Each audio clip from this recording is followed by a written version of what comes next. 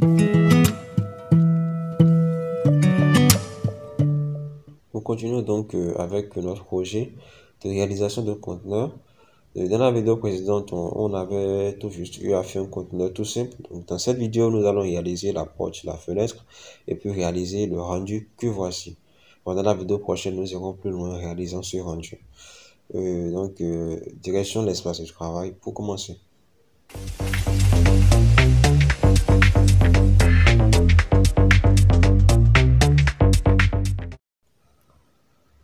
Alors déjà, ça c'est ce qu'on obtient lorsqu'on met toutes les parties en bleu, genre toutes les parties de la vidéo précédente.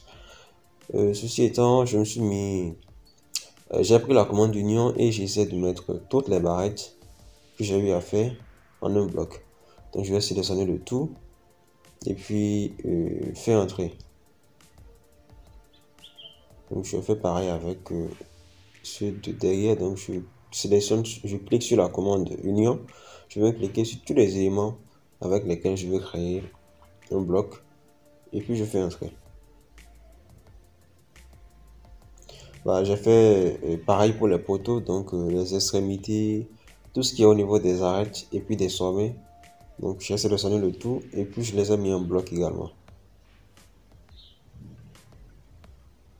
Bah, lorsque je faisais ça, j'avais au fait en tête de pouvoir distinguer déjà ces deux parties-là à travers des couleurs différentes.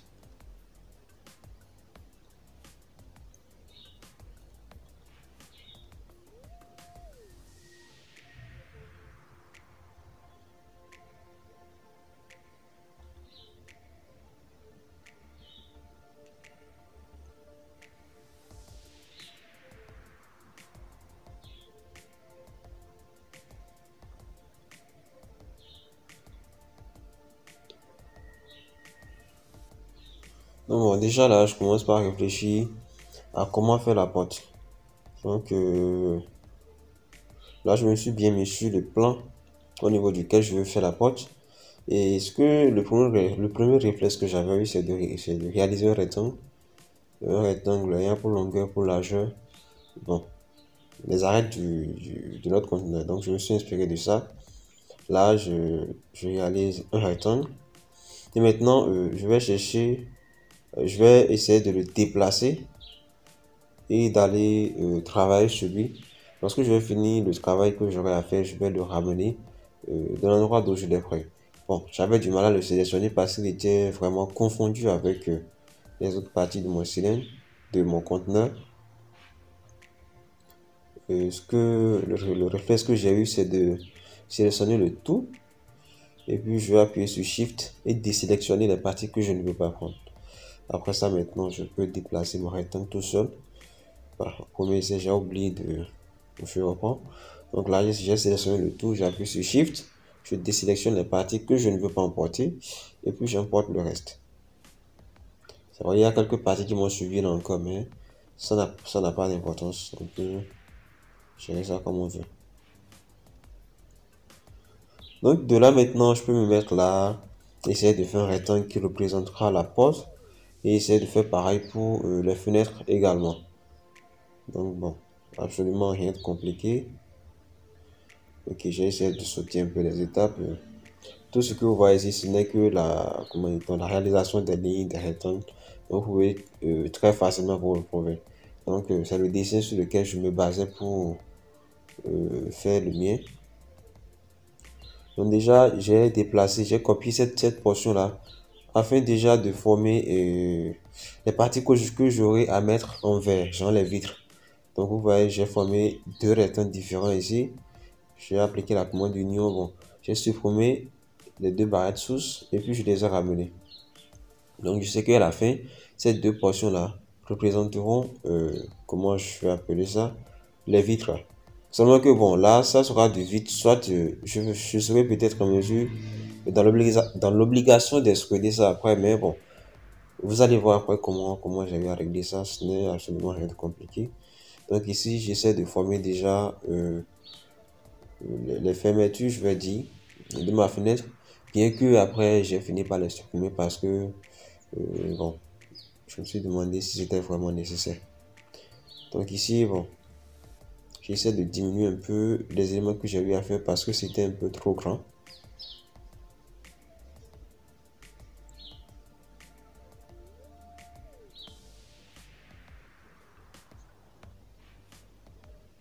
Ok.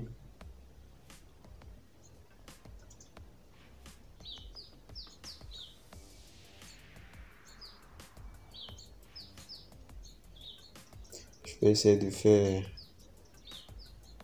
apporter le même les parties qui vont fermer. Donc ici déjà, qu'est-ce que je me suis mis à faire? Ok, bon, ces petits détails là. C'était juste pour essayer de donner plus de réalité à mon dessin en fait.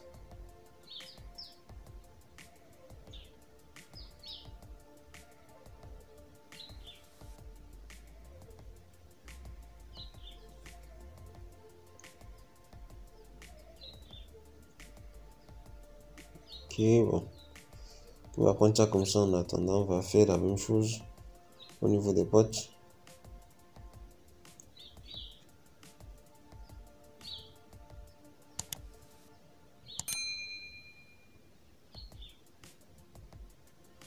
Là, j'ai tout juste essayé de le faire la même chose à droite. Puis après ça, j'ai essayé de réduire un peu. Et les parties dont je parlais tout à l'heure, les parties qui représenteront, comment j'appelle ça déjà, le verre, bien les vitres de ma fenêtre. Après ça, bon, j'ai fait un rectangle. Au niveau, vous voyez là, aux deux niveaux, vous voyez, et tout juste ça l'instant là. Et après ça, j'ai pris la commande région. Je l'ai appliqué aux deux rectangles. Après ça, j'ai pris la commande soustraction, j'ai enlevé le rectangle de l'intérieur. Bon, déjà, si vous voyez le résultat, vous pouvez déjà deviner comment je l'ai obtenu. Et puis après ça, bon, je suis allé sur l'onglet surface. Et là, j'ai réalisé deux surfaces. Donc, après, je vais mettre ces deux surfaces là en vert pour que ça représente mes vitres. Déjà, à ce niveau, qu'est-ce que je vais faire? Ok, je vais copier ces éléments là pour en avoir trois.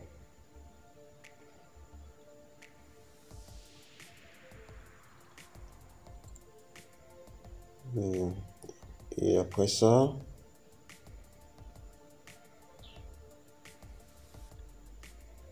ok, je prends, ok, je vais mettre à extruder déjà légèrement les parties qu'il faut extruder.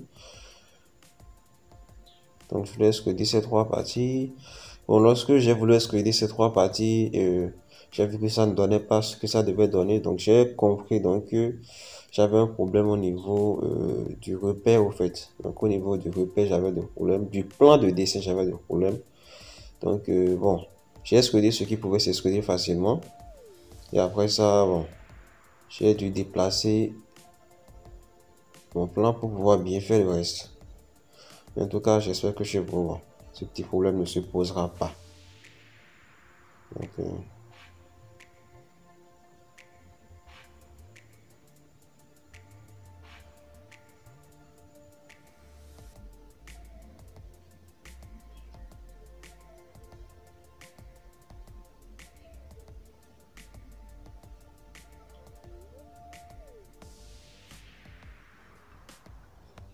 c'est à ce niveau-là, je déplaçais le repère. Donc là maintenant, j'ai remarqué très vite les choses qui n'étaient pas bonnes en fait. Donc déjà, du coup, j'ai eu la facilité de refaire ce qu'il fallait refaire. D'extruder à la bonne hauteur ce qu'il fallait extruder.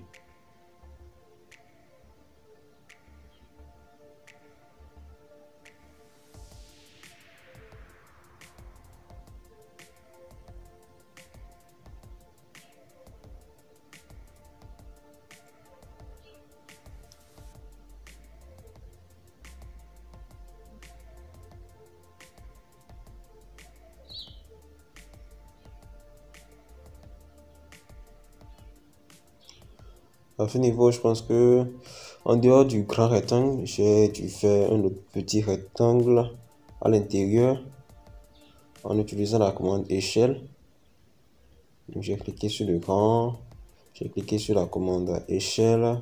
Bon, n'oubliez pas, lorsque vous allez cliquer sur le centre du rectangle, vous devez cliquer d'abord sur copier avant de réaliser l'échelle. Donc, je reprends, je clique sur le centre, je vais cliquer sur copie et maintenant je peux faire l'échelle. Donc, le rectangle que je vais obtenir sera confondu au fait aux extrémités des éléments que je viens de faire. Donc, après ça, j'ai extrudé les deux rectangles.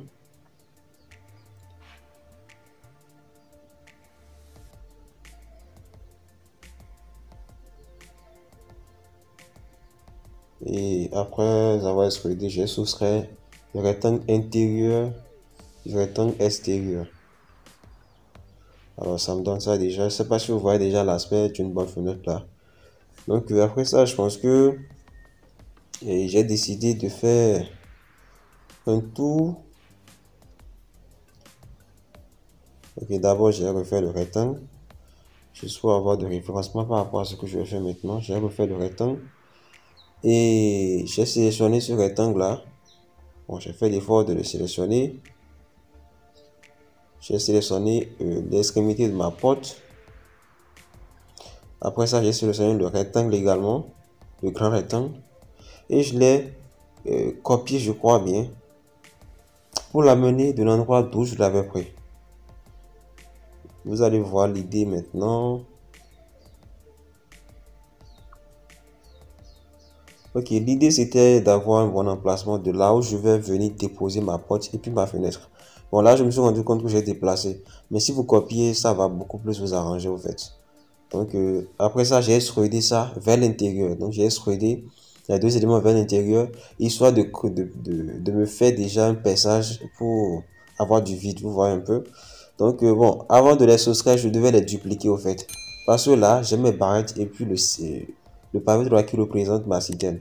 Donc là, je vais les dupliquer, bon, en copiant. Maintenant, je vais... Ok, c'est maintenant, je les dupliquer.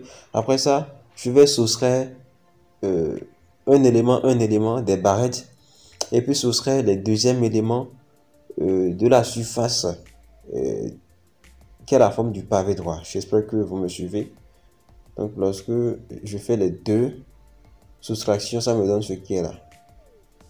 Du coup, bon, j'ai remarqué que au fait, l'extrémité bas, l'extrémité du niveau bas de ma porte n'était pas vraiment euh, à la bonne position. Du coup, j'ai ajusté la position, je l'ai fait monter un peu, jusqu'à avoir en fait la bonne position.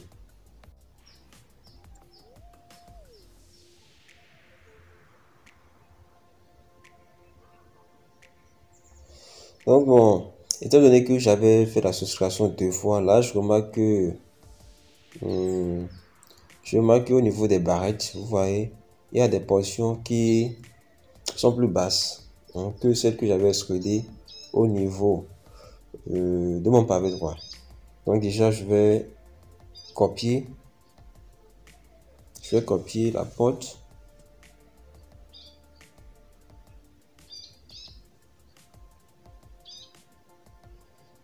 Je la copie, je la mets dans la bonne position en fait. Et je vais extruder la surface. Qui me regarde ici, je vais l'extruder. Dès que je vais l'extruder maintenant, je vais la soustraire de mes barrettes. Et là, vraiment, le tout sera équilibré. À ce niveau déjà, bah, je pense que je me suis mis déjà à mettre des couleurs afin qu'on voit clairement ce qu'on a de chaque côté.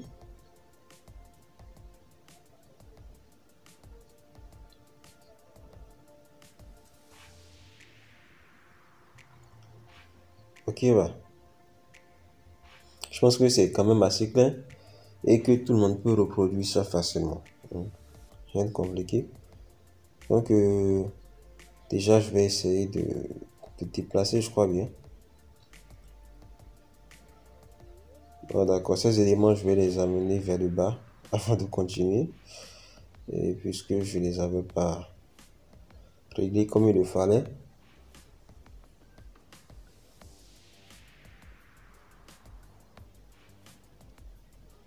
Ok, je dirais que c'est pas mal. Donc déjà, ok, je supprime ce qu'il faut supprimer. Et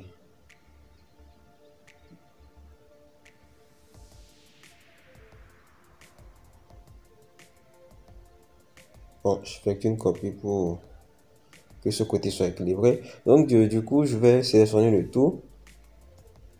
Donc, je vais les déplacer d'un point vraiment spécifique où je sais très bien que j'ai une référence là-bas. Genre, je le prends d'un point en sachant très bien où déposer le point au niveau de mon conteneur.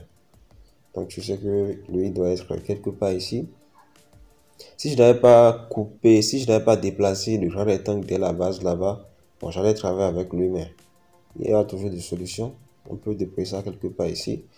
Donc là, bon, j'ai bien posé et du coup, je vois que les fenêtres, leur positionnement vraiment, c'est un peu encombrant.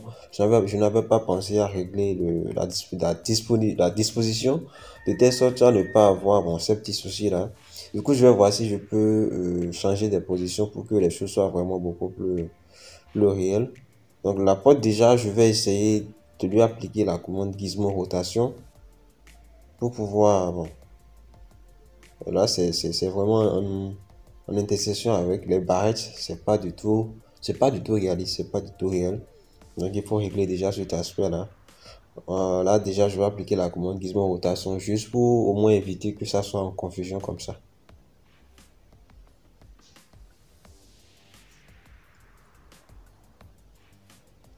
Donc, déjà, je vais repositionner mon gizmo là. Donc, je vais essayer de le roter un peu. Bon, 90, c'est pas mal. Vous pouvez aller à 45, tout ça. J'ai voulu faire la même chose au niveau des fenêtres. Ben, bon, ça posait pas mal de soucis. Je devais faire tellement de déplacements que, bon, finalement, j'ai supprimé, comment dit-on, la fermeture des fenêtres. On va supposer que, bon, on aura uniquement des vitres là. Donc, je pense que, s'il y a quelque chose encore, là, je pense que le niveau dessin, on a vraiment tout fini. Tout ce qui reste vraiment, c'est arranger des couleurs, arranger la vue et lancer le rendu. Et déjà, sur cette position, si vous tapez rendu sur le clavier que vous faites entrer, ça va donner quelque chose de très cool. Maintenant, pour gérer les luminosités, tout ça, vous allez cliquer sur navigateur. Je dis navigateur de matériaux. Vous allez cliquer sur l'onglet visualiser. Après ça, cliquez sur navigateur de matériaux. Ou bien, bon, avant même ça, vous allez cliquer sur point de lumière. Et puis, vous allez déjà créer des points de lumière un peu partout. Vous allez agir sur l'intensité de la lumière, sur la couleur de la lumière telle que vous le voulez. J'espère que vraiment vous me suivez. Donc, vous allez positionner au fait des points de lumière en fonction de ce que vous voulez. Et n'hésitez pas à chaque fois, vous voyez, à chaque fois que vous posez un point de lumière peut-être, et comment dit-on, lancer le rendu et puis voir un peu ce que ça donne. Ouais, comme je viens de le faire tout à l'heure maintenant, j'ai remarqué que bon, on a seulement de lumière à l'intérieur parce que je viens de taper un rendu, j'ai remarqué que la lumière est uniquement à l'intérieur parce que dès que je commence par créer mes points de lumière, bon, la lumière par défaut qui était là, il semble que cette lumière là n'agit plus sur le rendu. Donc déjà, je vais créer mes points de lumière. Là, j'ai créé une ligne verticale déjà sur laquelle je vais prendre euh, bon, là, je les multiplie afin d'avoir plusieurs sources de lumière. Donc déjà, lorsque j'ai dans l'onglet visualiser, je vais prendre la source dirigée. Et là, déjà, je vais me mettre quelque part et puis me diriger directement sur mon conteneur. Vous voyez l'idée? Donc quand je me dirige sur mon conteneur, bon, je vais agir sur l'intensité. Il y a plusieurs facteurs sur lesquels on peut agir. Moi, je me contente d'agir sur l'intensité et puis la couleur de la lumière. Donc déjà, on va diriger la source vers notre conteneur. Et puis, à propos de l'intensité, on va prendre une intensité donnée et lancer le rendu, voir ce que ça donne. Si l'intensité n'est pas assez bonne pour nous, nous allons ajuster, si c'est augmenté, si c'est diminué, vous voyez un peu ce que je dis, jusqu'à avoir en fait ce qu'on veut. Donc, c'est un peu ça à propos des rendus. Donc là, je continue toujours par créer des points de lumière. Donc, si vous créez une source de lumière que vous voulez agir sur les propriétés de cette source de lumière, si vous voulez agir sur les caractéristiques de cette source de lumière, il vous suffira de faire clic droit, vous voyez, sur cette source de lumière, et puis cliquer sur propriétés. Donc, la fenêtre qui est tout juste à gauche là va apparaître et vous aurez vraiment la possibilité d'agir et d'effectuer toutes les modifications que vous voulez. Donc, après avoir créé des points comme je l'ai fait, bon, voilà, tout à l'heure, j'ai essayé de lancer le rendu. Donc, j'ai écrit rendu tout juste sur mon clavier et j'ai fait entrer. Du coup, là, je vois que c'est toujours noir. J'ai augmenté la luminosité et puis je vais réagrandir et lancer le rendu à nouveau.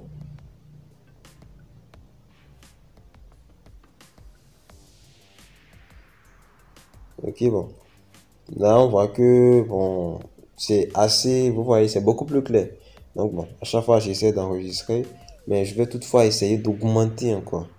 Euh, je vais toutefois essayer d'augmenter et la luminosité. Et puis, bon, en fait, c'est le jeu que je fais, en fait.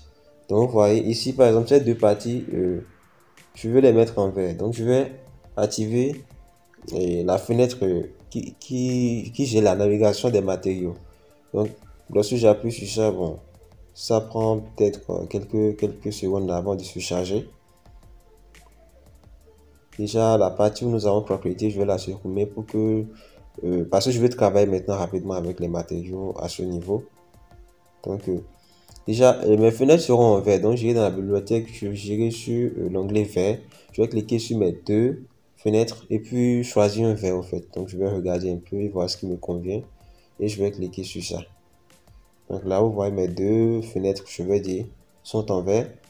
Et là, je vais dézoom pour, je crois bien. Ok, me créer euh, une telle, je vais dire, soit un plan, quoi, un plan de référence en bas qui va représenter le sol. Donc, c'est aussi souvent intéressant lorsqu'on fait les rangées. Donc, après avoir fait ça, je vais agrandir, je vais ajuster encore une fois de plus les paramètres et jusqu'à avoir ce que je veux. Donc, déjà, je vais vous montrer à ce niveau-là le rendu final que j'ai eu avec ces couleurs-là. Alors là, je vois donc que c'est pas mal, le rendu n'est pas mal. C'est vraiment un conteneur, mais ce n'est pas trop réel parce que je me suis contenté de mettre des couleurs sur la texture de base que AutoCAD m'offre. Donc déjà, pour que ça soit plus réel, et bon là, le changement du rendu est en cours. Donc pour que ça soit plus réel, j'irai dans la bibliothèque des matériaux là. Donc je vais cliquer sur métal et je vais sélectionner adoniser bleu. Donc ça, c'est pour avoir l'effet qu'on a exactement ici. Donc, bon, il y a aussi l'adonisé rouge qui n'est pas mal, qui donne ce que vous voyez ici. Et vous voyez, on a un plan de sol là. Donc, mon plan de sol, bon, je l'ai mis en pierre, je crois bien. Donc, il y a une couleur verte là. Et c'est parti, nous voyons des formes d'ombre, de lumière, tout ça. C'est parce que, bon, tout ça est dû au point de lumière que j'avais déjà créé dès la base, vous voyez un peu.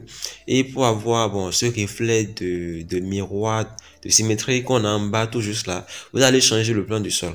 Donc j'avais mis ça en pierre, je crois bien. Donc après ça, je suis allé mettre ça en vert. Vous pouvez mettre ça également en miroir, mais bon, moi je préfère souvent le vert. Je n'ai pas trop testé le miroir. Donc je sais que à travers un verre, on peut se refléter, ce qui fait que donc quand je prends bon le plan de sol en étant un verre, vous voyez. Donc ça me refait exactement la réflexion au fait. Donc bon, vous voyez un peu ce que je dis, non? Les effets, tout ça. Et pour avoir cet effet-là, un plan, le sol en bas et puis le ciel en haut, avec tous les ajustements qu'il faut peut-être faire pour le ciel afin d'avoir un ciel qu'on veut, un sol qu'on veut. N'hésitez pas à vous abonner à la chaîne. On verra ça dans la prochaine vidéo. À tout de suite.